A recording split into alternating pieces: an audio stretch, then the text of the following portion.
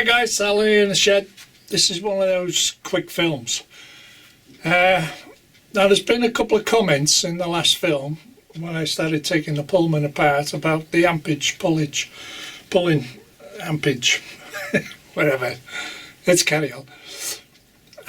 Mike from Model Railways Unlimited asked me, can I explain why the amp meter, though there is no trains running, why the amp meter is reading 360 milliamps. So what I'll show you now is the reason why. So if you bear with me while I take you off on here, because I can do this in one take. Okay. The reason why it's pulling 360 milliamps is because you've got two carriage lights on, headlights on the train, and the Hatton 66. That was why it was pulling extra. So if I spin you around, we're looking at, well, yeah, it's jumping around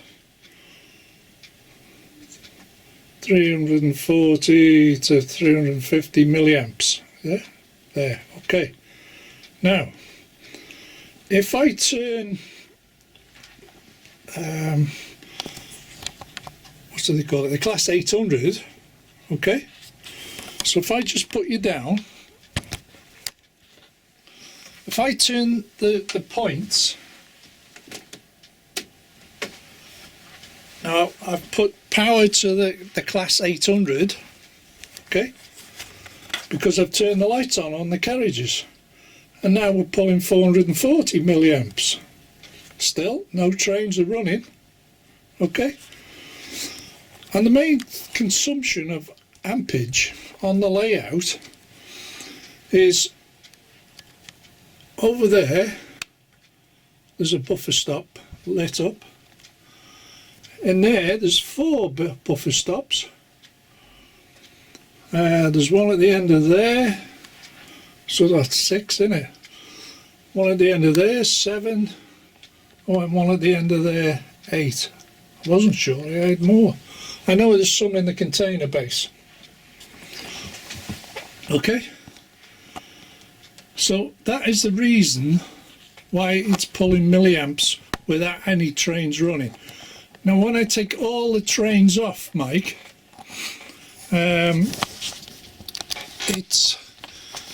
it drops to 180 because of the buffer lamps. Okay, that's the reason why it's pulling ampage. And I'll do a little demonstration here, to be honest. What's that one? Let me turn on a few more lights. Can't remember the number on that. 4734, was it? Loco 4734. Does that work?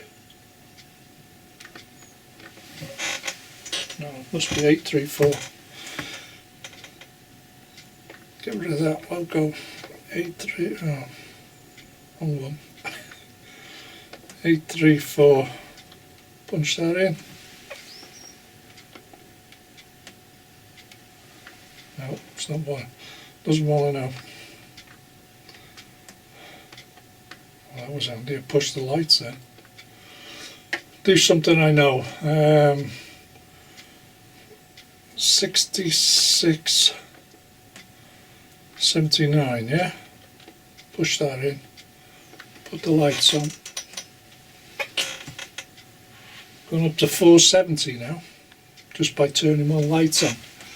That's 245, 245, enter, lights, 4.6, 6640, 6640, lights.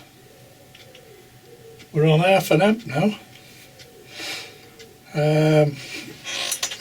610, Loco 6810,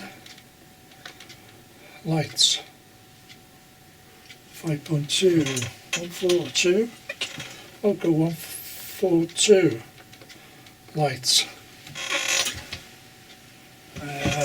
What's that? 514 and 514, lights, logo 506 in it. Lights. There you go. And I'm trying to do all this in one take. So you understand there, Mike? I am now up to 600 milliamps, and I still haven't turned all the lights on. All I've done is turn the lights on a few trains here. Okay. And this is the reason why it's pulling milliamps. Now on DC you wouldn't get that, see? You wouldn't get that at all on DC, because your lights won't light up until they move. The whole layout is powered all the time.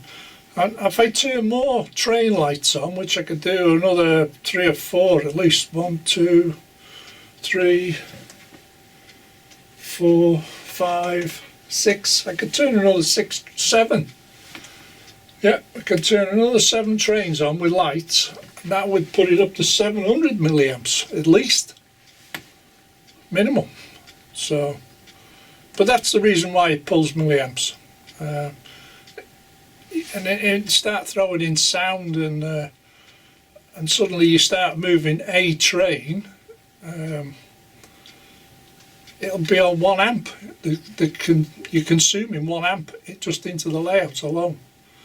So I hope that little thing explains why the draw on the system before you're actually running trains. Whereas on a DC layout, nothing happens until you turn the potentiometer.